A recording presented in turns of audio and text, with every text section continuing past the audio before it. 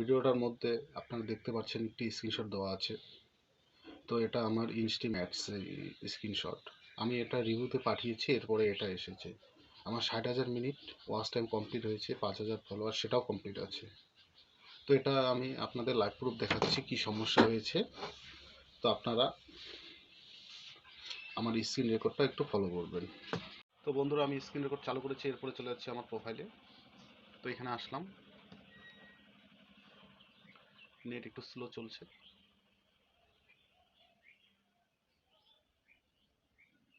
তো আমি ব্যাক করলাম, এখানে ক্লিক করলাম, ব্যাক করে নিচ্ছি, আবার পুনরায় স্টার্ট করছি। তো আমার এখানে সাপোর্ট ইনবক্স, এখানে ক্লিক করলাম। এখানে দেখি আমি ইউআর অ্যালার্ট, কোনো রকমের ভায়োলেশন নেই, রিপোর্টও নাই, কোনো ভায়োলেশন নেই। এরপরে চলে যাচ্ছি আমি প্রফেশনাল ড্যাশবোর্ডে। এখানে দেখুন প্রোফাইল রিকমেন্ডেশন, দেখুন একদম ওকে আছে, কোনো রকমের নাই, এখানে লেখাই আছে পরিষ্কার। এরপরে চলে যাচ্ছে প্রোফাইল রিকমেন্ডেশনে। এখানে দেখুন এটাও ঠিক আছে রিকমেন্ডেশন।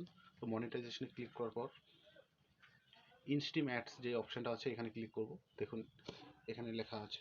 তো এই সমস্যাটার সমাধান হতে বেশিক্ষণ টাইম লাগবে না, তোমার 17 জানুয়ারিতে আমার এটা ঠিক হয়ে যাবে। তো এটাই হচ্ছে আজকের বিষয়।